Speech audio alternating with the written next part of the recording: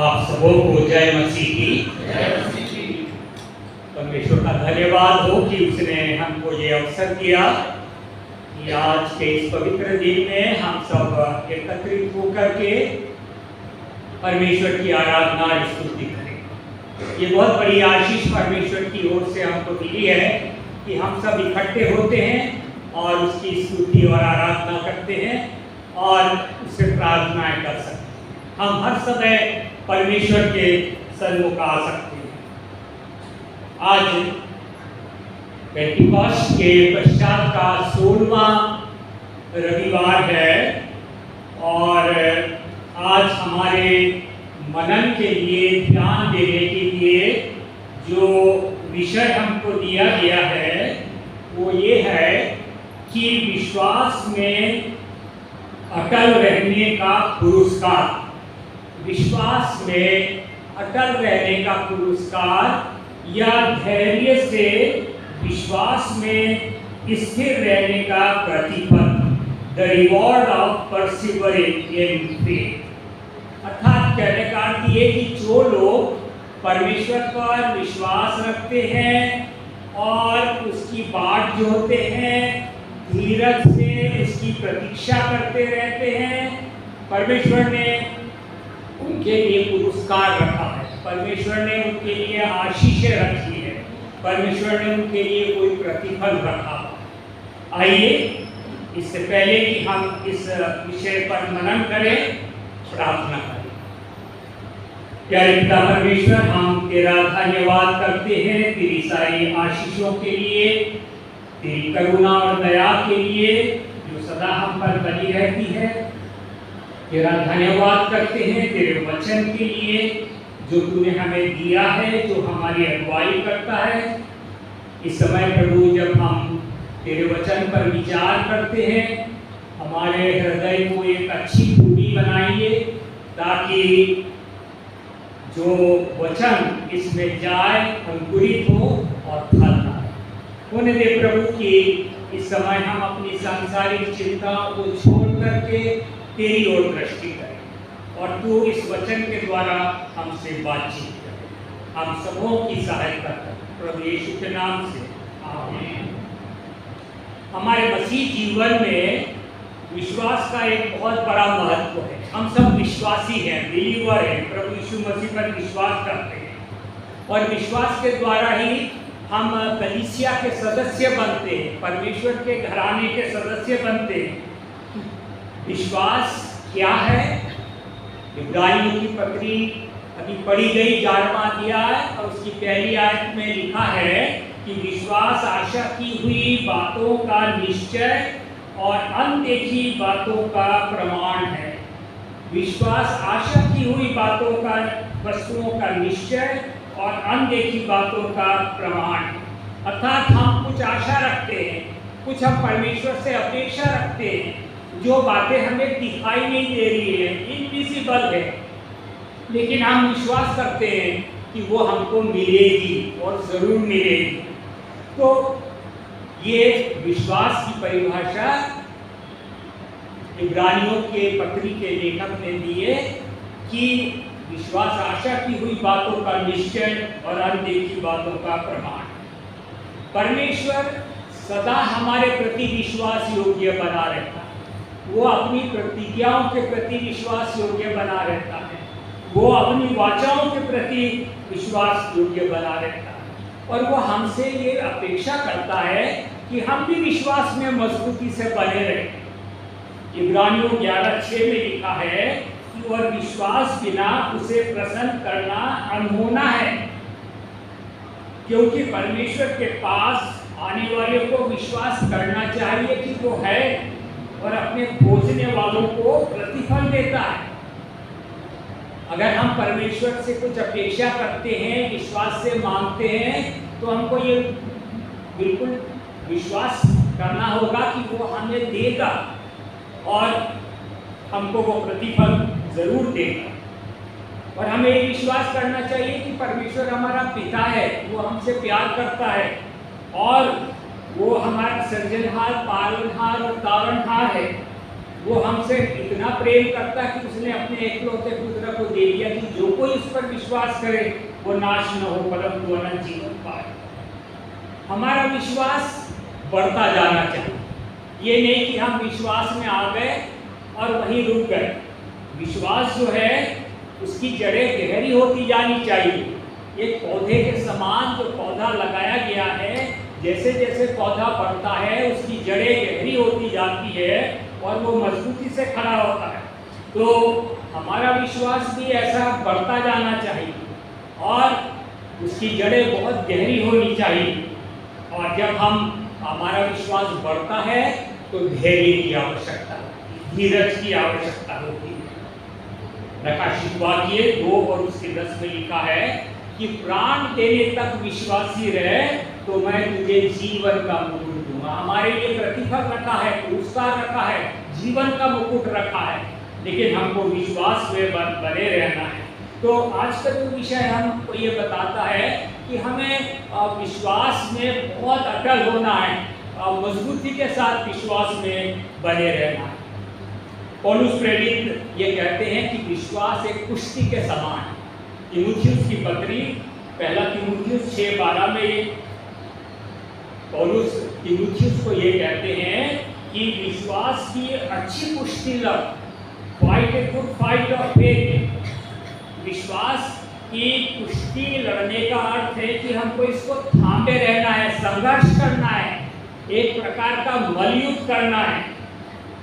जब दुख, बीमारी, संकट, निराशा, सताव आता है तो हमारा विश्वास कमजोर नहीं पड़ना चाहिए, लेकिन मजबूती से बने रहना चाहिए।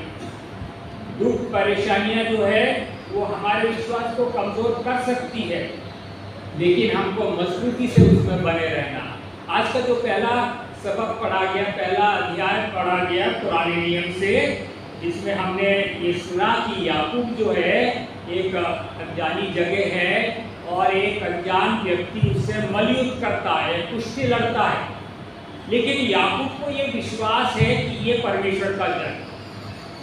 और जब वो कुश्ती लड़ रहा है, मलयुद्ध कर रहा है उस व्यक्ति से, तो याकूब की जान को उसने चढ़ा दिया और याकूब ने उसको बड़ी उससे मजबूती से पकड़ लिया, क्योंकि वो जानता था कि ये परमेश्वर का जन है।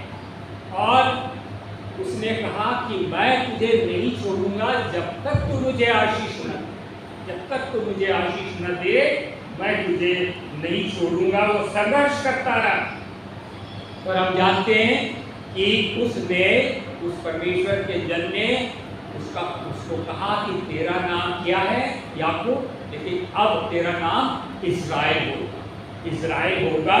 और हम जानते हैं कि इस्राएल को परमेश्वर ने कितनी आशीष। तो परमेश्वर जब हम संघर्ष करते हैं संकट से, वो हमको जरूर से आशीषें देता है, हमारी सहायता करता है। आज के जो इब्रानियों की पत्री पढ़ी गई, इब्रानियों का 11वां अध्याय, और इब्रानियों के 11वें अध्याय में इसका लेखक विश्वास की बड़ी चर्चा करता है। वो बहुत लोगों के विश्वास की चर्चा करता है और वो ये बताता है कि किन-किन ने, एक उदाहरण देता कि किन लोगों ने कैसा विश्वास किया और परमेश्वर ने उसको कैसी आशीष दी। और वो ये बताता कि उन्होंने अपने विश्वास को थामे रहा, धैर्य से अपने विश्वास को वो मजबूती से रखे रखा, और इसलिए उनको परमेश्वर ने आशीष दी। उसने बहुत लोगों की चर्चा की, हाबिल से लगा करके आगे तक उसने बहुत लोगों की और बहुत सी घटनाओं की चर्चा की, जिसमें कि विश्वास में लोग मजबूती से बने रहे। हाबिल की उसने चर्चा की कि हाबिल ने अपनी अच्छी भेंटे जो सबसे अच्छा था वो परमेश्वर के सम्मुख लाया, और उसको विश्वास था कि परमेश्वर जो है उसकी भेंट को ग्रहण करेगा, क्योंकि उसमें जो बेस्ट था, सबसे अच्छा था, वो परमेश्वर को दिया और परमेश्वर ने उसको आशीष दी, उसको धर्मी को गिना गया। नूह को परमेश्वर ने आशीष दी। नूह परमेश्वर की दृष्टि में एक भला व्यक्ति था, धर्मी था, और परमेश्वर ने नूह को जहाज बनाने को कहा। उस समय कोई ऐसी परिस्थिति नहीं थी, कोई प्रलय आने वाला नहीं था, कोई बारिश नहीं थी, ऐसी परिस्थितियां नहीं थी। लेकिन परमेश्वर ने उससे कहा कि तू जहाज बना, उसका पूरा एक तरह से कितना चौड़ा है, कितना ऊंचा है, कितना लंबा है, वो सब उसको बताया और वो बनाता रहा। उसको नहीं मालूम था प्रलय कब आएगा। 120 वर्ष तक वो धैर्य के साथ जहाज बनाता रहा और उसके बाद प्रलय आया और वो और उसका घराना बच गया। परमेश्वर ने इस पापी संसार को नष्ट कर दिया। तो जो धैर्य से परमेश्वर की प्रतीक्षा करते हैं, परमेश्वर उनको आशीष देता है। अब्राहम के बारे में, अब्राहम को परमेश्वर ने बुलाहट दी और कहा तू अपना घर बार छोड़कर ऐसी जगह चला जा, एक देश चला जा, मैं तुझे दिखाऊंगा। और उसने परमेश्वर पर विश्वास किया। उसे नहीं मालूम कहाँ जाना है, वो देश कैसा होगा, लेकिन उसने विश्वास किया। उसने कहा कि तेरी संतान बालू के कणों के समान होगी, समुद्र के बालू की नाई होगी, जबकि उसकी पत्नी सारा बाँझ थी। लेकिन उसने विश्वास किया कि परमेश्वर ने जो कहा है वो अवश्य होगा। धैर्य से 25 वर्ष तक अब्राहम प्रतीक्षा करता रहा और जब वो 100 वर्ष का था तब इसहाक का जन्म हुआ। और अब्राहम को विश्वासियों का पिता कहा जाता है। बहुत मजबूत विश्वास। और इब्रानियों की पत्री लिखने वाला ये सब उदाहरण हमको बताता है कि हम विश्वास में कमजोर ना पड़े और हम उस परमेश्वर के प्रति विश्वास योग्य बने। मूसा का भी जिक्र उसने किया कि मूसा ने भी परमेश्वर पर विश्वास किया और फिरौन की बेटी के महल में सुख भोगने से अपने लोगों के साथ दुख उठाना अधिक उत्तम जाना। उसने फिरौन की बेटी का जो सुख सुविधा थी उसको नहीं और तिरस्कार कर दिया और वो अपने लोगों में वो इस्राएली लोगों के साथ उसने परमेश्वर की आज्ञा को माना। और जैसा परमेश्वर ने उससे कहा कि मैंने तुझे चुना है, इस्राएलियों की मिस्र की गुलामी से छुड़ा करके तू लाएगा, और उसने उसको माना। तो ये सारे उदाहरण हमको जीवन में प्रेरणा देते हैं कि हम अपने विश्वास में मजबूती से बने रहें, क्योंकि परमेश्वर हमको अवश्य देगा। परमेश्वर अपनी वाचा के प्रति अटल रहता है, अपनी प्रतिज्ञाओं के प्रति अटल रहता है और वो हमको उसका पुरस्कार जरूर देगा। आज का जो सुसमाचार का पाठ पढ़ा गया उसमें हम एक कनानी स्त्री के बारे में पढ़ते हैं। वो कनानी स्त्री की बेटी को दुष्ट आत्मा थी और उसने प्रभु यीशु मसीह के बारे में सुन रखा होगा कि वो चंगा करने वाला, परमेश्वर चंगा करने वाला है और वो दुष्ट आत्माओं को निकालता है। जब उसे ये पता लगा तो वो प्रभु यीशु मसीह के पास आई और गैर यहूदी होते हुए भी नम्रता और दीनता से वो प्रभु यीशु मसीह से याचना करती है और वो बड़ी तेज आवाज में चिल्ला करके उसने कहा कि हे प्रभु दाऊद की संतान मुझ पर दया कर। उसने ये टाइटल दाऊद की संतान जो परमेश्वर का अभिषिक्त जन है, वो आउटसाइडर थी, यहूदी नहीं थी, गैर यहूदी थी, लेकिन उसको ये मालूम था कि ये परमेश्वर का अभिषिक्त जन है, इसीलिए उसने उसको दाऊद की संतान कहा। और वो ये जानती थी कि आने वाला मसीह यही है और ये मेरी बेटी को चंगा कर सकता है, ये उसका विश्वास था। और उसने बड़े जोर की आवाज से कहा कि हे प्रभु, हे दाऊद की संतान मुझ पर दया कर, मेरी बेटी दुष्ट आत्मा से ग्रसित है, उसको चंगा कर। लेकिन प्रभु यीशु मसीह ने कोई जवाब नहीं दिया। वो इतनी जोर से चिल्ला करके कह रही थी, लेकिन प्रभु यीशु मसीह ने कोई जवाब नहीं। जीवन में कभी कभी हम बहुत प्रार्थनाएं करते हैं, बड़े लगन के साथ, आंसुओं के साथ अपना हृदय उड़ेल देते हैं, लेकिन कभी कभी प्रभु यीशु मसीह साइलेंट, कोई बात नहीं, कुछ नहीं कहा। चेलों ने, दूसरी बात हम देखते हैं कि चेलों ने आकर के प्रभु से विनती की कि इसको विदा कर, ये चिल्लाती आती है। चेले उससे पीछा छुड़ाने चाहते थे, उसका तिरस्कार कर रहे थे। एक तरह से उसको कह रहे हैं कि हट जाओ, मत चिल्लाओ, लेकिन वो निरुत्साही नहीं हुई। प्रभु यीशु ने कुछ नहीं बोला, तब भी निरुत्साही नहीं हुई। चेलों ने उसको तिरस्कार किया, फिर भी वो नहीं मानी, और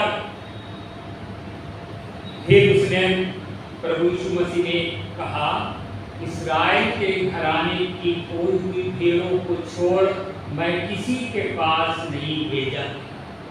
प्रभु यीशु मसीह ये कहने चाहते कि तुम तो गैर यहूदी हो, कनानी हो, तुम मेरे हाउस होल्ड की नहीं हो। मैं यहूदी हूँ, मेरी प्रायोरिटी, मेरी प्राथमिकता यहूदी लोगों की है, तुम तो आउटसाइडर हो। लेकिन फिर भी नहीं निराश हुई, फिर भी नहीं उसने माना और उसने वो क्या करा, उसने चौथी तीसरी बात कि वो प्रभु यीशु मसीह के ऊपर घुटनों पर हो गई, प्रणाम किया। इंग्लिश में लिखा वर्शिप एंड नील, मतलब घुटनों पे बल आ गई, और ये कहा कि हे प्रभु मेरी सहायता, हे प्रभु मेरी सहायता। तब तो प्रभु यीशु मसीह ने एक ऐसी बात कह दी जो शायद हम सोचते हैं कि बड़ी ऐसी बात है। प्रभु यीशु ने कहा कि लड़कों की रोटी लेकर कुत्तों के आगे डालना अच्छा। यहूदी लोग अन्य जाति लोगों को अछूत समझते, बहुत नीची दृष्टि से देखते थे, यहाँ तक कि एक कुत्ते की दृष्टि को समान उनको करते। लेकिन प्रभु यीशु मसीह ने यहाँ जो शब्द यूज किया ग्रीक भाषा में, किनेरियन का मतलब है कि एक अफेक्शनेट पेट डॉग, जो परिवार में एक छोटा पपी जो होता है जिसको आप प्यार करते हैं, उससे अभिप्राय वो शब्द का प्रयोग किया। फिर भी ये शब्द चाहे कहा हो, लेकिन वो स्त्री फिर भी नहीं मानी।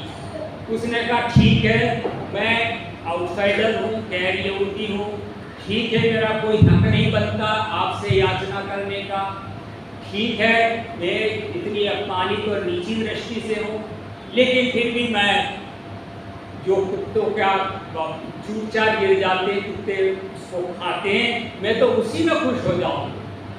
और प्रभु यीशु मसीह ने क्या कहा कि हे स्त्री, तेरा विश्वास बड़ा है, जैसा तू चाहती है तेरे लिए वैसा ही हो। और उसकी बेटी उसी घड़ी चली हो। जीवन में बहुत बार निराशाएं आती है, जीवन में बहुत बार अपमान सहना पड़ता है, जीवन में बहुत बार तिरस्कार होता है। हम प्रार्थना करते जाते हैं लेकिन हमको कुछ नहीं मिलता। लेकिन इस स्त्री को देखिए कि गैर यहूदी होकर के लगी रही और प्रभु यीशु मसीह ने कहा कि तेरा विश्वास बहुत बड़ा है, तेरा विश्वास बहुत बड़ा है। पिछले इतवार जब हम वो अध्याय पढ़ रहे थे जिसमें कि पतरस पानी पर चलता है, तो प्रभु यीशु मसीह ने कहा कि हे अविश्वासी, तूने संदेह क्यों किया जब वो पानी पर चल रहा था। पतरस प्रभु यीशु मसीह के साथ रहने वाला चेला था, लेकिन उसका विश्वास लहरों को देख के डगमगा गया। और प्रभु यीशु मसीह ने उससे क्या कहा कि हे अल्पविश्वासी, तूने क्यों संदेह।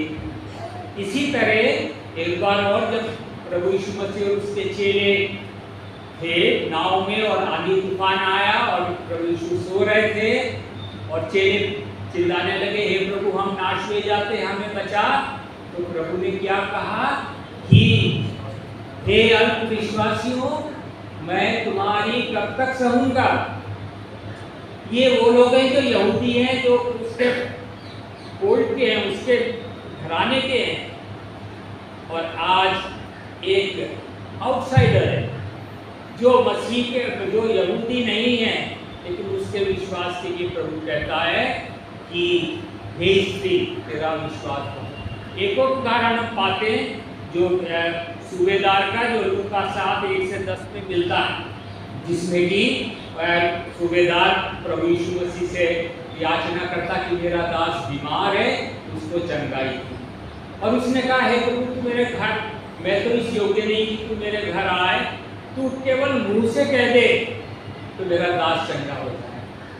और प्रभु यीशु मसीह ने क्या कहा कि मैंने इस्राएल में भी ऐसा विश्वास नहीं देखा, मैंने इस्राएल में भी ऐसा विश्वास नहीं देखा। देखिए कभी कभी हम लोग जो अपने आप को विश्वासी कहते हैं, बहुत मजबूत विश्वास में हैं, कभी कभी हमारा विश्वास डगमगा जाता है और हमारी विश्वास की जड़ें गहरी नहीं होती।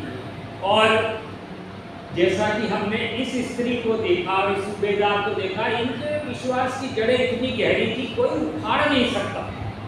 और उसने अपनी बेटी के लिए चंगाई दी और उस प्रभु यीशु मसीह को विवश कर दिया कि मेरी बेटी को चंगा कर। तो प्रभु हमको ये चाहते हैं कि हम अपने विश्वास में मजबूती से बने। एक और उदाहरण हम देखते हैं, लूका रचित सुसमाचार 18वां अध्याय 1-8 में हम वहाँ पर एक अधर्मी न्यायाधीश का और विधवा का दृष्टांत था। वो अधर्मी न्यायाधीश न परमेश्वर से डरता न मनुष्यों से डरता, और एक विधवा बार बार उसके पास आती है कि मेरा न्याय चुका, मेरा न्याय चुका, मेरे मुकदमे का फैसला कर, लेकिन वो कोई ध्यान नहीं देता। वो बार बार जाती, वो बार बार उसको भगा देता, बार बार जाती, वो बार बार उसको भगा देता, लेकिन वो लगातार जाती रही वो विधवा।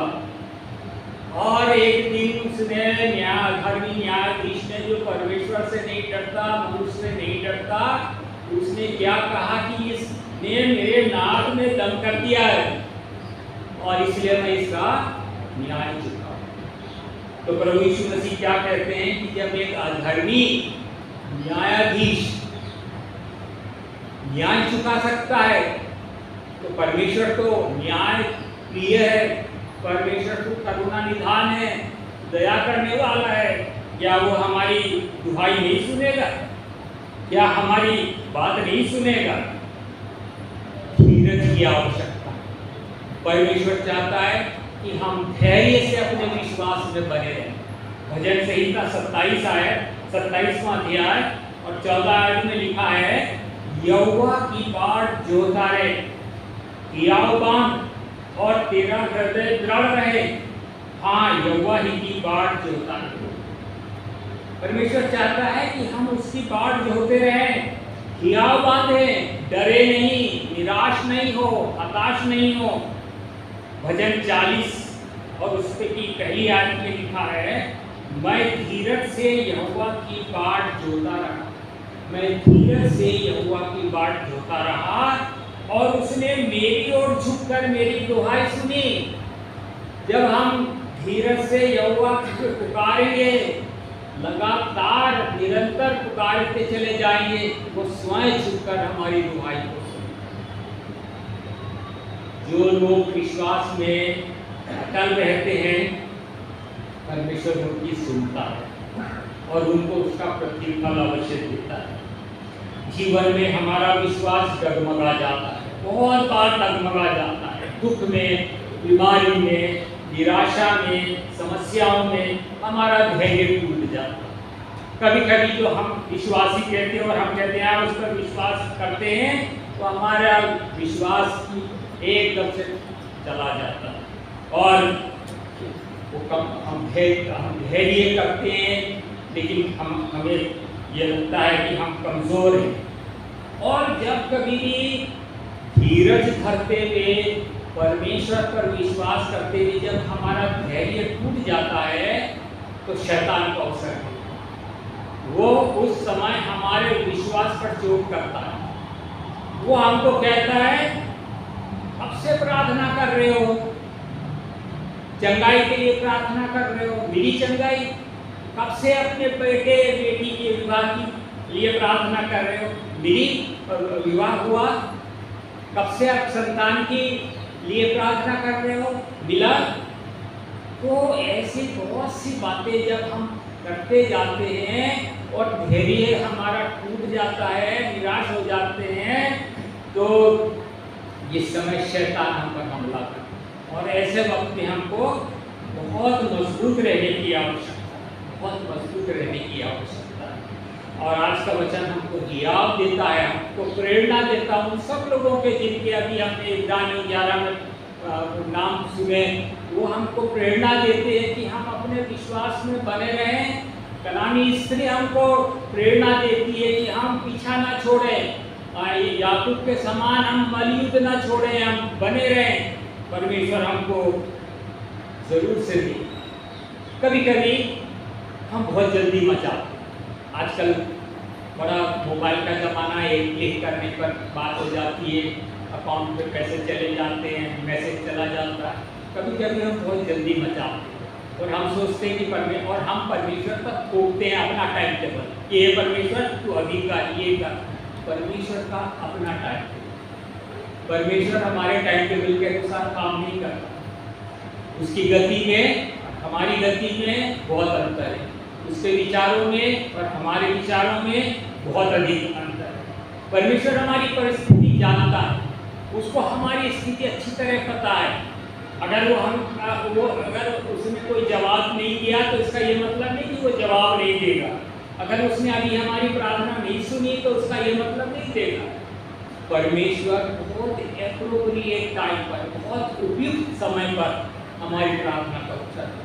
जब हमको सबसे ज़्यादा लाभ पहुंचेगा, सबसे ज़्यादा आशीषें मिलेगी, उस वक्त परमेश्वर हमारी उस बात को पूरी करेगा। परमेश्वर ये चाहता है कि हम धैर्य रखें, अपने विश्वास को मजबूती से बनाए रखें, चाहे कोई परिस्थिति आए, चाहे कुछ भी हो, संकट आए, बीमारी आए, निराशा आए, अपमान आए, हम अपने विश्वास में मजबूती से बने रहें। हमारे विश्वास की जड़ें बड़ी गहरी हो, चाहे छोटा विश्वास राई के दाने का बराबर हो, लेकिन वो बढ़ेगा तो उस पर कई पक्षी आकर के अपना बसेरा बनाएंगे। विश्वास में हम मजबूत बने रहें। अब आज का वचन जो कहता है, अटल विश्वास रखने का पुरस्कार या धैर्य से विश्वास को थामे रहने का प्रतिफल परमेश्वर करे। हम सबको जो बहुत धैर्य से प्रतीक्षा कर रहे हैं, बड़ी दुआएं कर रहे हैं, बड़े आंसुओं के साथ उसको पुकार रहे हैं, वो हमारी प्रार्थना को जरूर सुनेगा। आइए प्रार्थना।